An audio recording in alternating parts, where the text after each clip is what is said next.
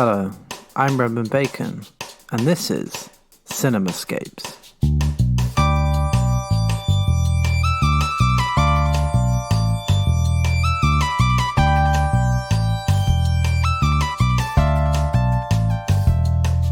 On today's podcast, two very different looks at communities under pressure. First looking at Bacurau, a weird western set in a rural northern village in Brazil. The second, Pom Poko, a delightful raccoon adventure set on the outskirts of Tokyo.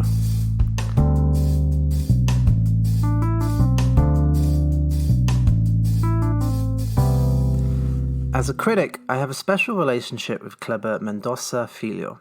As a student writer at the Boer newspaper at the University of Warwick, the first ever review I turned in on a new film was Neighbouring Sounds. I did think it was my first ever review, but that was actually a retrospective piece on Journey to Italy.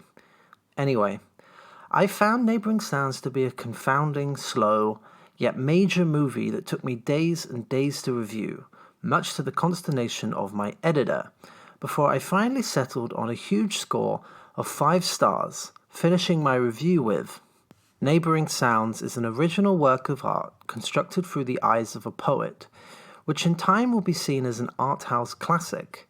If you care about cinema that challenges your conceptions of the world, I thoroughly recommend that you go see this film. I think this verdict holds up. Mendonça Filho, who was recently a member of the jury at this year's Berlinale, is a major league director, as seen by his latest film, Bacurau. It's another weird, atmosphere-heavy piece, training in Antonioni-esque suburban isolation for the Western, layering elements of sci-fi on top for extra satirical effect. But what's interesting is how parts of my 2012 Neighbouring Sounds review could also apply to this film.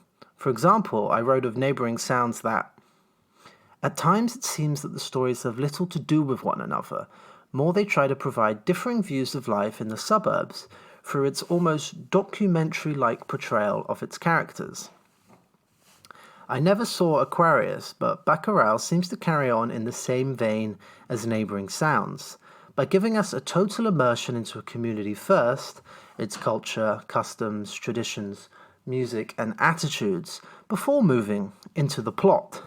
It takes place in a forgotten town in the Brazilian Sertão, which means countryside in Portuguese. The water has been cut off, leading Teresa, Barbara Cullen, to begin the film driving a large water truck through the countryside.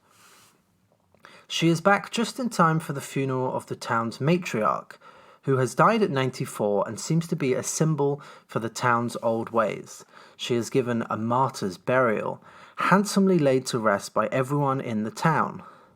But stranger things are afoot, such as a deliberately old-timey spaceship that hovers over the region, spying on the people. Then, as one of the teachers tries to show the kids where Bacurau is on an online map, he finds that the town has been curiously removed. These weird events pile up on top of each other until a pair of southern Brazilians, Paulistas from Sao Paulo, rock up in the town on their motorcycles, decked out in fluorescent colours. To me, these scenes are done extremely well, creating a weird sense of foreboding that doesn't really resolve itself until much later in the film. The cinematography by Pedro Sotero and the performances are so crisp, so well delineated between characters, that it doesn't need standard thriller cliches, but can create a menacing mood through simple dialogue and glances alone. Filho is a supremely confident director. It's so easy for films such as these, heavy on atmosphere and elliptical narration, to completely lose their way, to become both uninvolving and ultimately uninteresting. But he manages to keep things engaging throughout, especially during the film's dark second half turn, moving into the realm of classic Western movies like Rio Bravo or Pale Rider, where the citizens must fight off a horde of unwelcome invaders. Coming at a time when the arts in Brazil is under attack by fascist-in-chief Bolsonaro, who has slashed cinema funding to an almost non-existent degree, as well as his frankly genocidal, racist attitudes towards indigenous people in the north, and Bacurau feels like a work of active resistance. This is felt in every aspect of the town, its diversity in ages, sizes, and sexual orientation. One big fuck you to the white supremacy of someone such as Bolsonaro. This film is on Mubi, where there's about 2 weeks left. I would fully recommend it. Even if you can't quite figure out exactly where it's going, the action sequences themselves, filled with plenty of blood, guts, and gore, are just highly entertaining. I would give it a 9 out of 10. Now it's time for Spoiler Zone.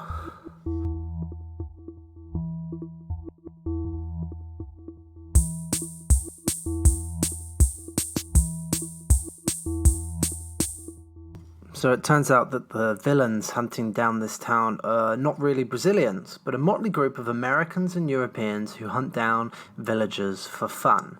The two Paulistas we saw earlier are being hired for reconnaissance and are not considered white, although they are, by the rest of the gang. And this evil gang are led by none other than Udo Kier, who puts in a delightfully loopy performance as a German who has lived in America for over 40 years, and he puts one man rightly to task for the cliché of calling him a Nazi before being one of the most brutal murderers in the movie. He's a complete weirdo and just brilliant in every aspect here. Simply put, this is the allegory that The Hunt, which I reviewed in my first podcast, so desperately wanted to be. Enigmatic when it needed to be, sharp at other times, and intelligent in spades. But when it comes to accurately portraying the nuances of hate, the us versus them dynamic that is ripping the world in half, Bacurau pulls no punches in its political position, clearly siding with the oppressed.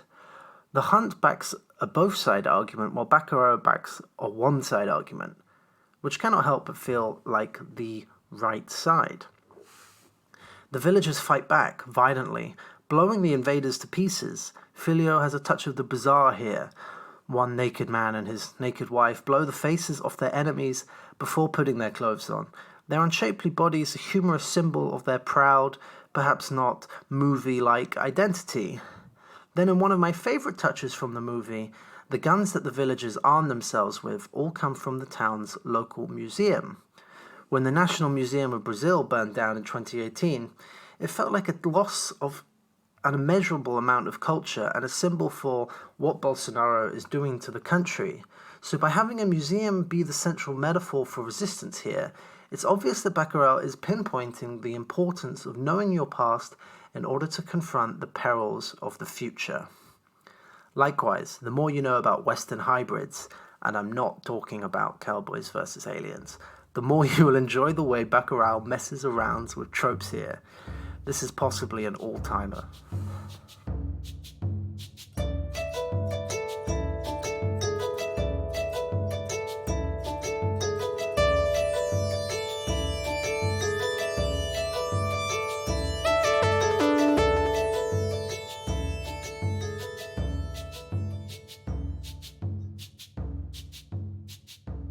Sometimes, good ideas just come to me by accident.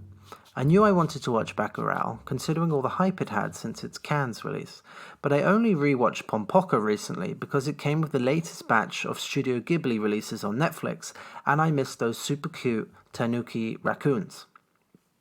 But like with Porco Rosso, which I also rewatched a few weeks back, it appears that Pom Poko is a far better film than I remember.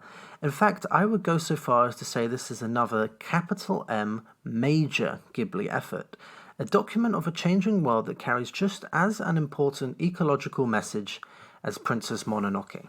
What was really fascinating, though, is how this film has so many similarities with Bacurau, including the ways that communities find ways to shape themselves and to fight back against invaders.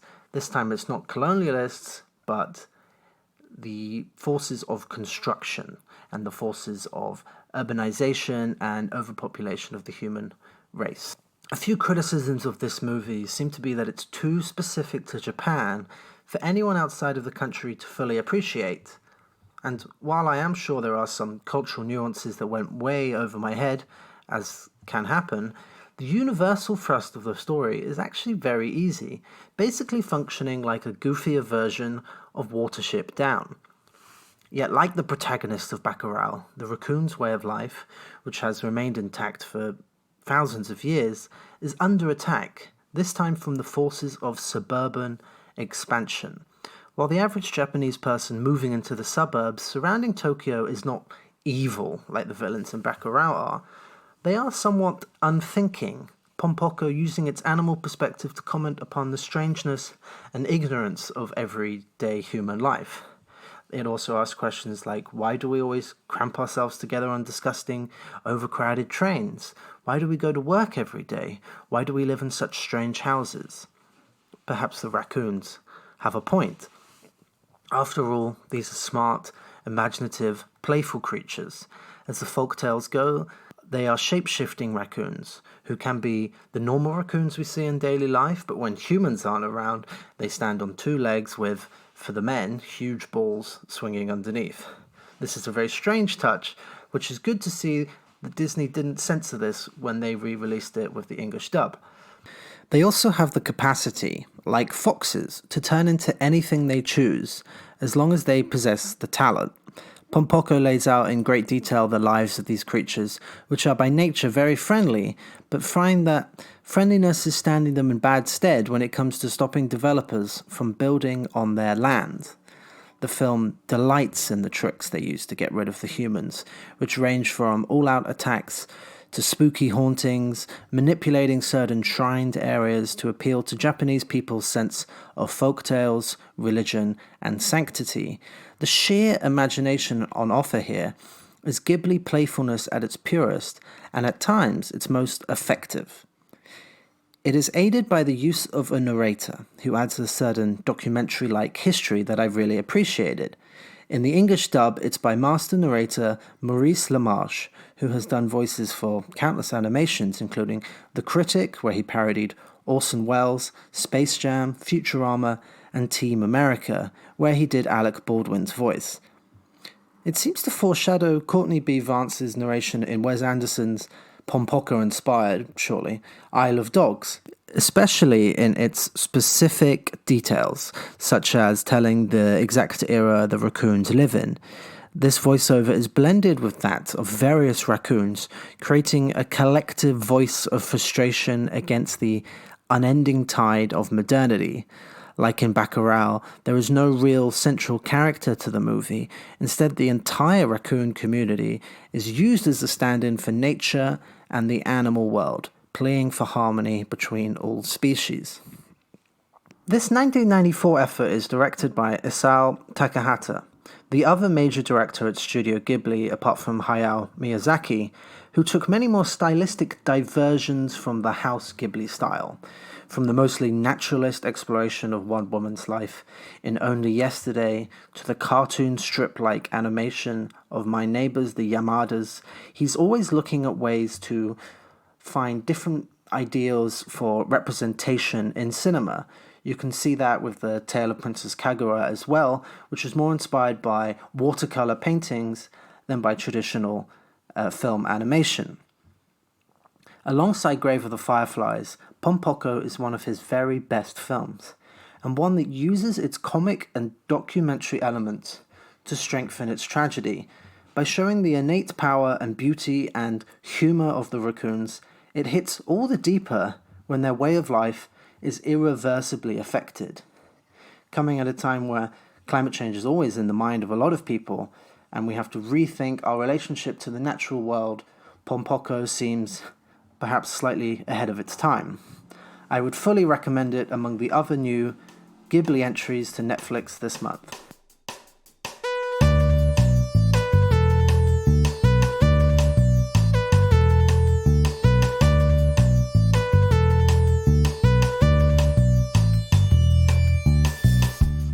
This has been Cinemascapes, currently on SoundCloud, but I'm also looking to move it to YouTube.